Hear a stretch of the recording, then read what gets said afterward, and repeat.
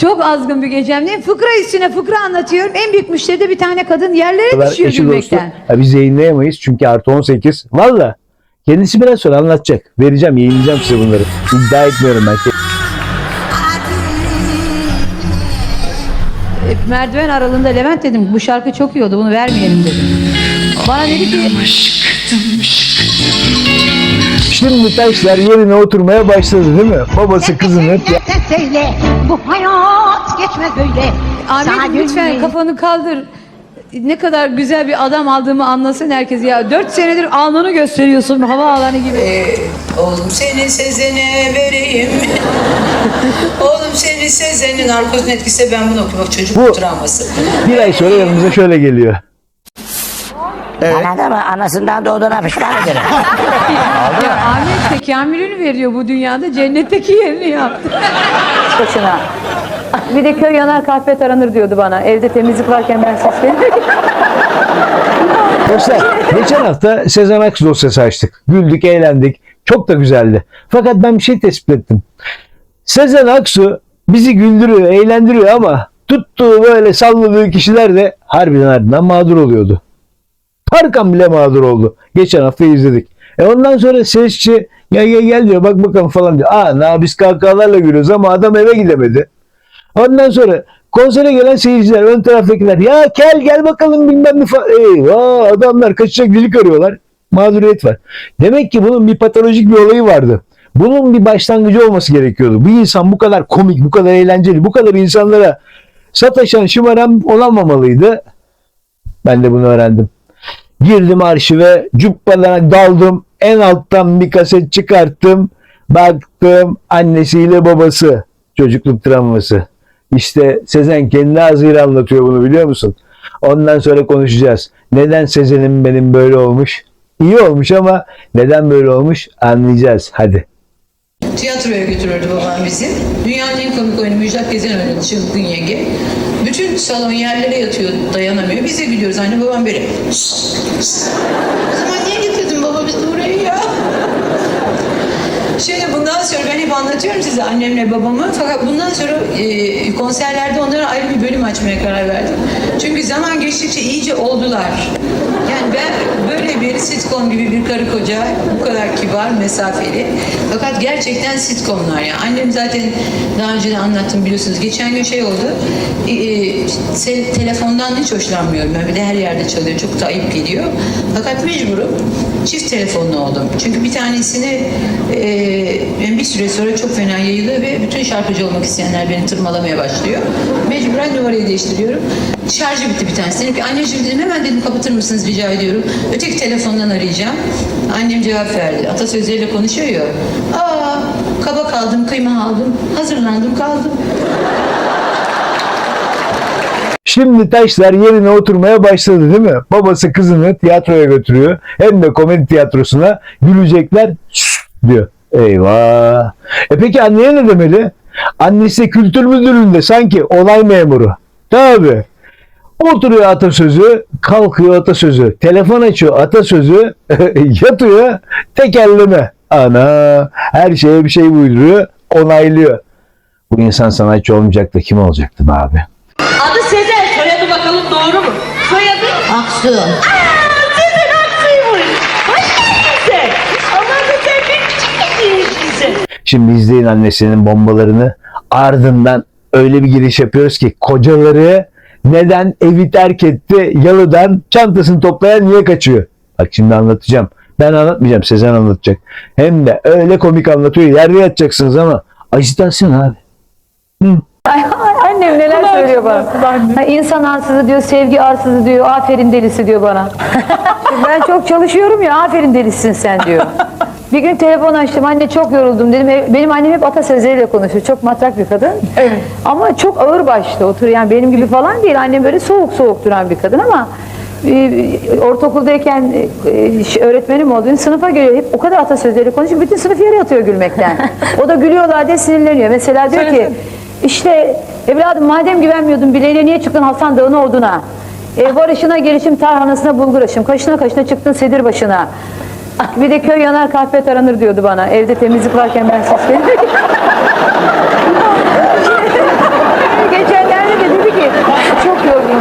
fena. Her tarafı dedi.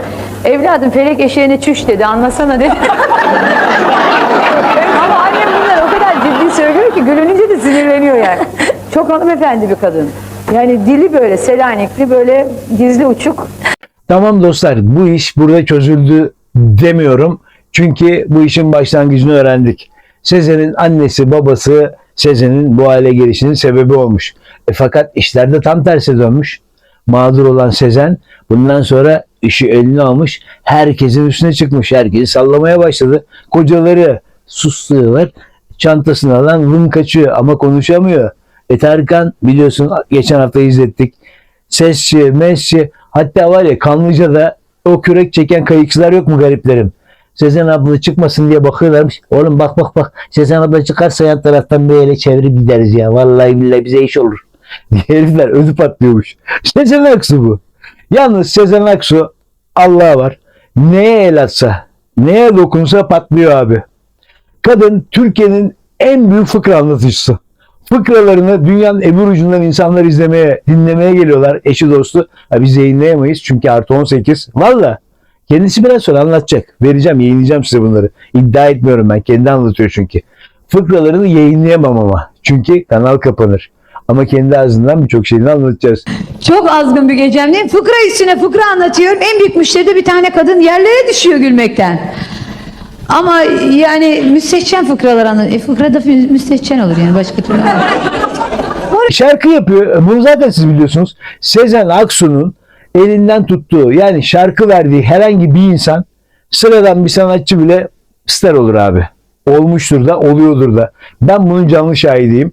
Bir anlatayım size bir tane örnek. Ben televole yapıyorum. Ta milattan 2000 yılında. Milattan önce 2000 yıllarında, tamam.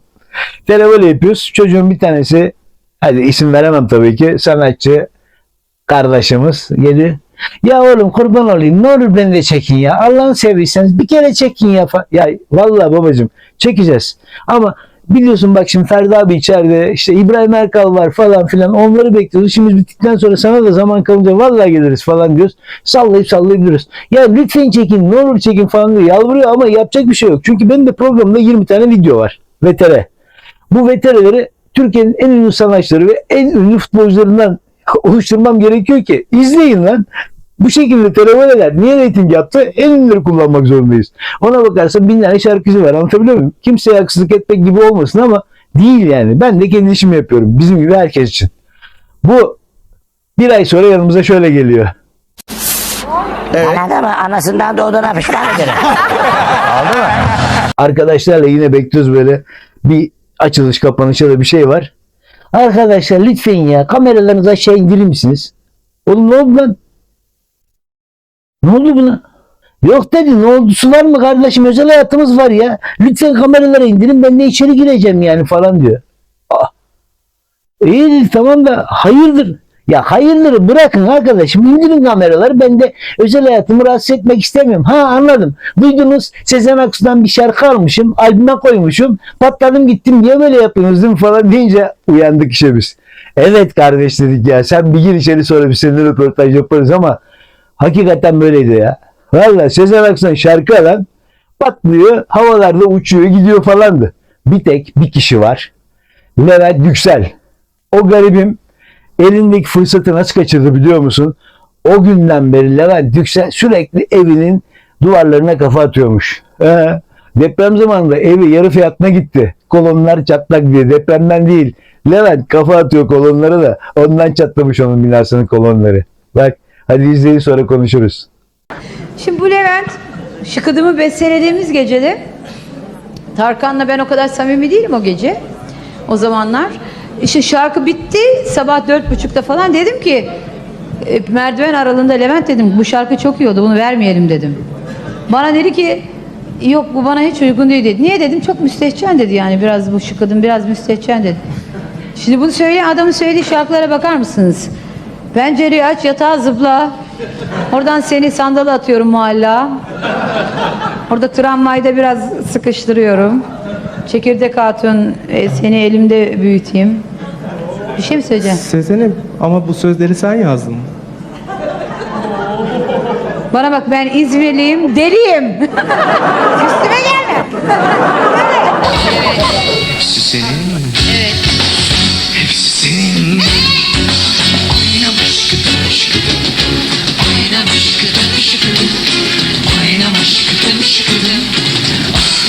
döner acayip. Oynar aşkıdım şıkkım. Yanar döner acayip. Oynama şıkkıdım şıkkıdım. Oynama şıkkıdım şıkkıdım.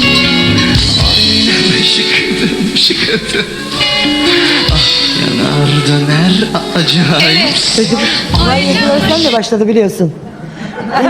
İnanın duvar yazıları Sezen'le başladı. Bütün duvarlarda vallahi billahi Deli Sezen yazarlardı. Vallahi. Saçını da yeşile boyar. Vallahi hayır. Saçını yeşile boyar. Saçını yeşili bilmiyorum da ama bütün duvarlarda bir Deli Sezen yazardı. Vallahi yazardı. Yeşil modasında o çıkar. Teşekkür ederim. Seni bu gece bunun için çağırdım.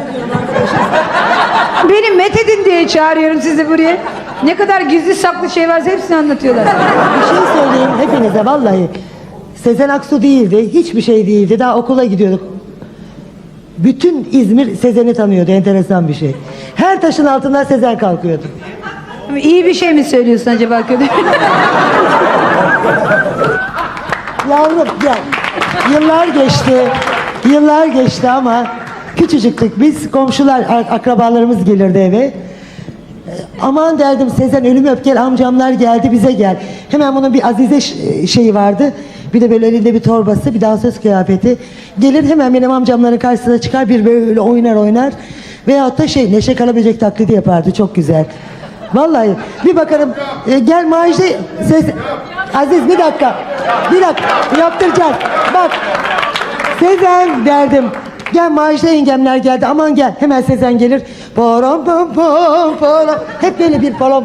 Müthiş bir şeydi. Yine de öylesin işte. Aynen. Beni aslında ne kadar hanımefendi tanıyordunuz. Geçmişim bu gece hepinizin gözünün önünde. Param pam pam. Para pam param pam pera pera. Neşe Karaböcek. Ya burada bir tane cadı var, Emel yapsın onu. Gel yap bakayım yamyamı. Gel kız. Gel. Hele gelmek istemiyor gibi yapma, zor tutuyorsun orada kendini kaçsana. Sözlerini tam bilmiyorum ama. Kozlar bende, yandım sende, tencere bende, tava sende. Şimdi ben yerim seni ham.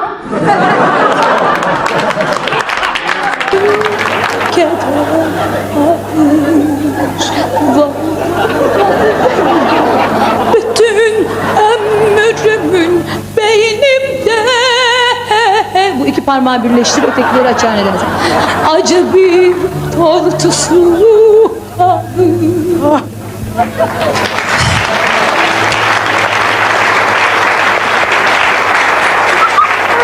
Rahmetli Rütü Şarda benim sevgili hocam bir sene böyle kalemle çalıştırdı S harflerini. Ağzıma alıyordum kalem böyle. Sarı siyah semrasında saklambaç sinema ne kadar seviyorum. Bu kadar düzelebildi. Sinirlenince gene kaçırıyorum ipin ucunu. Gördünüz mü? Adamın önüne bir tepsi altın koymuşlar. Yak demiş, ben almayayım. Ondan sonra ama ana. Neyse, geçen hafta Sezen Aksu biliyorsunuz otobüste Hintçe şarkılar falan söylüyor. Öyle espriler yapıyor. Millet kahkahadan güldürüyordu.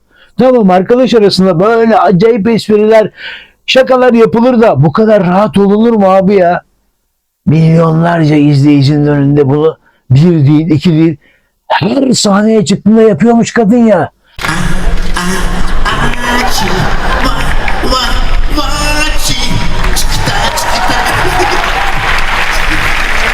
Arşivden çıkarttıkça, kasetlere baktıkça of diyorum, bu Sezen Aksu hakikaten neden Sezen Aksu olmuş ya? İşte bundan olmuş abi. O kadar rahat, o kadar eğlenceli, o kadar herkes gibi ki Sezen Aksu farkı buradan geliyor işte. Hadi bak izleyin.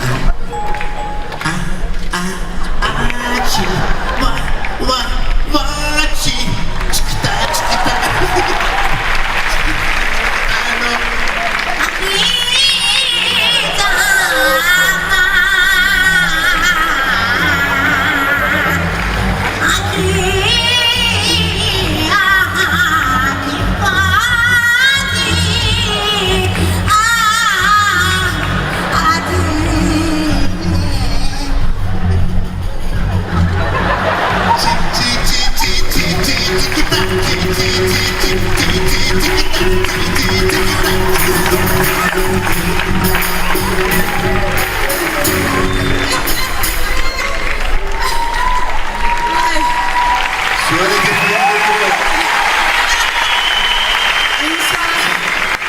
olsun akıllanmaz mı?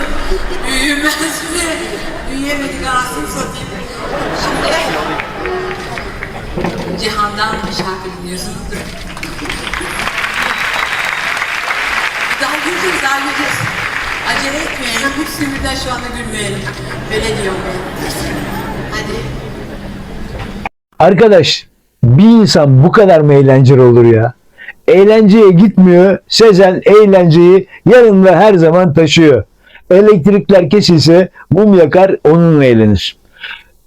İnternet gitse eşe dosta gider, komşuya gider, onlarla eğlenir. Eğlenmekten, gülmekten hiçbir şekilde kimse onu ayıramaz. Sezen Aksu bu. Yalnız yanındaki mağdurlar eğlenmek değil, bazen böyle boynu bükükler diye yaşarlar. En çok üzüldüğüm kişi de var ya, eski kocası Ahmet Bey. Önünde saygıyla eğiliyorum. Çünkü gerçekten sabır taşı dedikleri insan örneği, tarihi bir insan örneği olarak Ahmet Bey'i gösteriyorum. Bunu ben göstermeyeceğim, anlatmayacağım da Sezen kendisi anlatsın. Şimdi size çok komik bir video geliyor. Hatta 2 tane video geliyor. Gülmekten gebereceksiniz ama Ahmet Bey'in de ne kadar böyle sabırlı, ne kadar mütevazi bir beyefendi olduğunu göreceksiniz. Ondan sonra konuşacaklarımız var be. Hadi bakalım. Bunlar bana kraliçem diyor, eteklerime uzanıyor ama benim evdeki durumum kakılmıştan hiç farklı değil. Ya bu Ahmet bana ne yapıyor biliyor musunuz ya? Sabahları kalkıyor, saçımdan bir yakalıyor beni. Lan sen dün gece gene uyudun mu? Beste yazmadın mı? Söz yazmadın mı lan diyor. Yazdım Ahmet'im diyorum ya. Ne yazdın? Söyle bakayım lan diyor. Yavrum baban ne? Lan bu eski lan, sen beni mi yutturuyorsun? Bir de ne diyor? Ben sana bu besteleri Sertab'la Levent'ten başkasına vermedim. Doktorcum nasılsınız? Çok şahane değil mi ya? Aslında bu delilik numarası çok sıkı bir numara ya. Bu Aysel bunu yaptı ve rahat etti yani. Kadın delidir, ne yapsın yeridir diye tamamen rahat etti. Ama onun bir ablası vardı. Rahmetli oldu geçen sene. Deli kendinden deli görünce DNA'ni saklar. Şimdi Amerika'ya gideceğiz konser vermeye. Bir gün bir mektup geldi. Deli Ahsen, Aysel'in ablası, fizik profesörü Amerika'da. Bir mektup geldi. Çocuklar başınız sağ olsun, enişteniz kendini astı diye. 15 gün sonra bir mektup daha geldi kızından, Deli Ahsen'in.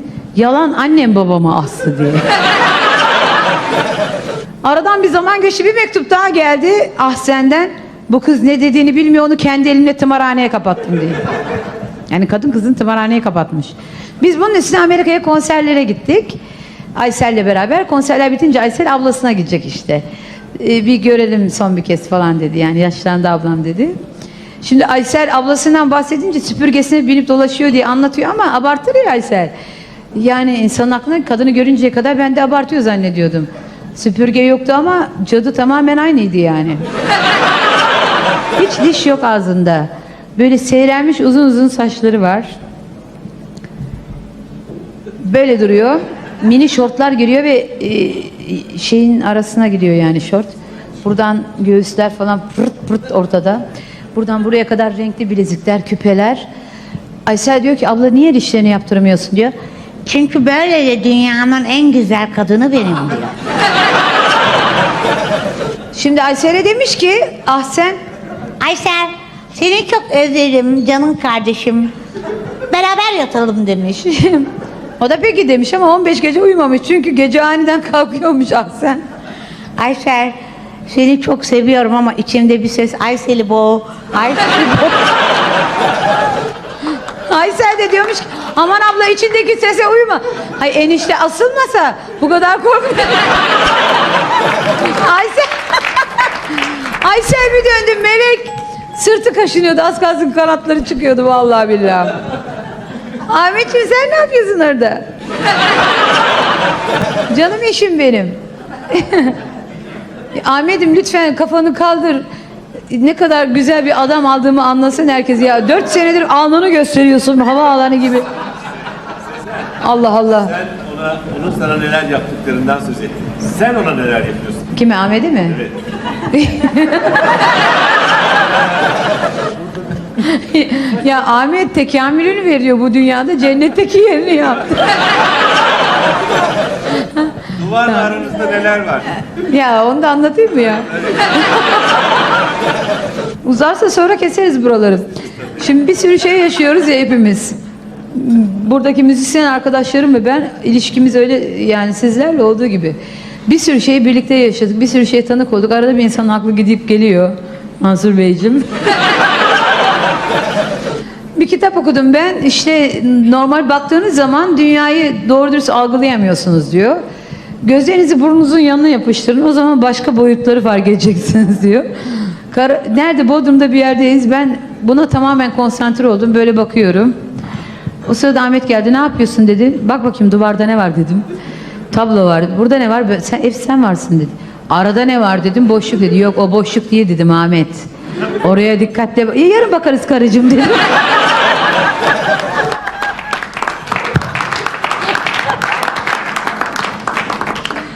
Evet. Bakayım nereye geldik ha?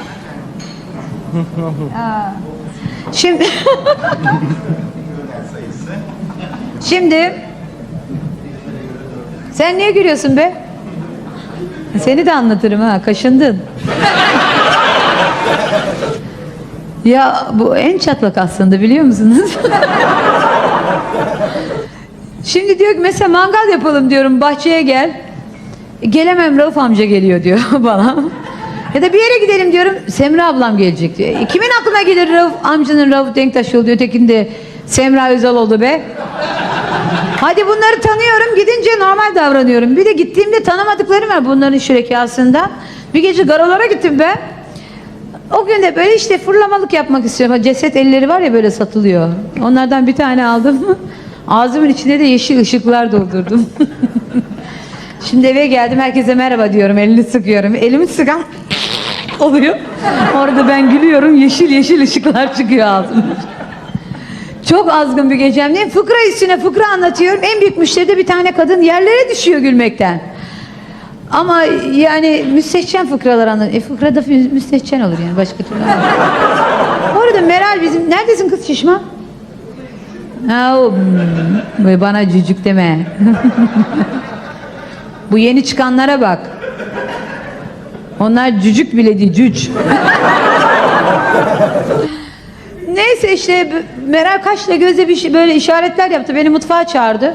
Gittim ben de. O kadın kim biliyor musun dedi bana, en gülen kadın. Kim dedim? Rauf Denktaş'ın karısı dedi. Hafif bir fenalık geçirdim. İçeri şöyle döndüm. Hanımefendi çok hürmetler ederim.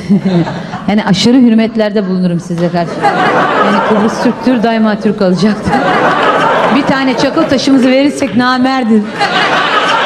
Ne o bana ne dedi? Kız o fıkralardan daha yok mu, onlardan biraz? Biraz.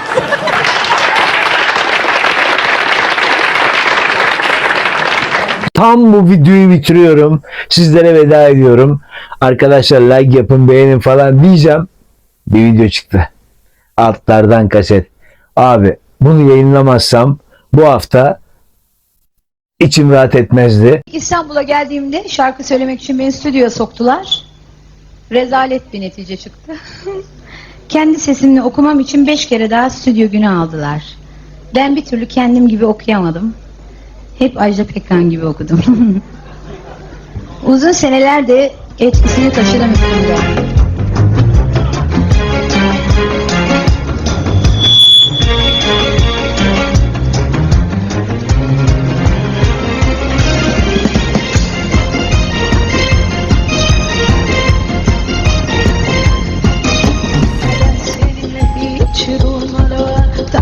Duruyoruz ki biz bile bile üstüme gelmene ne gerek var?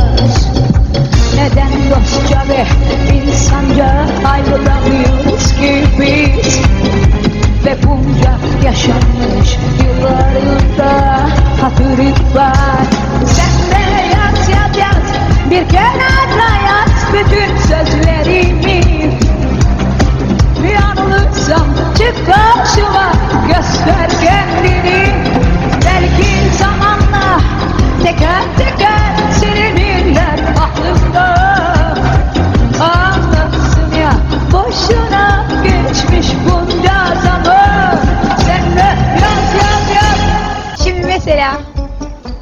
herhangi bir şey anlatıyor. Günlük sıradan bir şey. Çarşıya gittim 2 kilo domates aldım eve döndüm diyor. Bunu yapmam lazım ya. Bugün çarşıya gittim. 2 kilo domates aldım eve geldim. Fotoğrafını çekeyim mi? Fotoğrafını çekeyim mi? O arada koltukların üstüne tırmanıyor. 2 şarkı söylüyor, 2 fotoğraf çekiyor. Bütün dedikoduları yapıyor. Tabii ben de ağzımı suları akarak dinliyorum. Senden başka sevmem ben hiç kimseyi. Senden başka olamaz senden başkasıyla. Senden başka sevmem ben hiç kimseyi. Senden başka olamaz başkasıyla. Artık sevmeyeceğim. Bütün kabahatim benim. Ne kadar anlatsan boş, ne kadar yalvarsan boş, sana dönmeyeceğim. Bitsin artık bütün ev, çekime beni bile. Sen ne söylersen söyle, bu hayat geçmez böyle, sana dönmeyeceğim. Sana dönmeyeceğim.